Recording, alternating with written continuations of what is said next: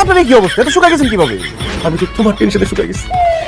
তুমি কি খাও, কখন ঘুমাও, এইসব টেনশনে আমি শুকাই গেছি। এখন আমি তোমারে পাইছি, হ্যাঁ, আমি আমার আগের মতো হয়ে যাবো। আব্বা, আপনার কথা শুনে আমার মনটা ভরে গেল। আপনি আমাকে নিয়ে এত টেনশন করেন, পৃথিবীতে আপনি আমার একমাত্র আপন, বাকি সব পর। আব্বা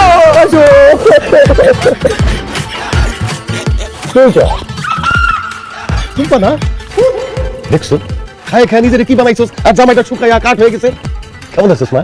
যাক আব্বা, এতক্ষণ পরে আমার দিকে তোমার নজর পড়লো। তোমরা জামাই শ্বশুর যেইভাবে কথা বলতেছো আর কোলাকুলি করতেছো, মনে হচ্ছে 14 বছর পর স্বামী জেল থেকে ফেরত এসে বউয়ের সাথে দেখা করতেছে। দেখছেন আব্বা, দেখছেন কিরকম হিংসা করে? আপনি তো আমার এত ভালোবাসেন, সে সহ্য করতে পারেন না। কেন রে টুম্পা, তুই আমার মেয়ে হইয়া তুই এত হিংসুট কেন? আরে তোর সাথে কত কথা কমু, তোরা তো ছোটবেলা থেকে কথা কইতে বড় করছি, আর কত কথা শুনতে চাস তুই আমার কাছে? হ্যাঁ, এতদিন পরে আমি জামাইটা পাইছি।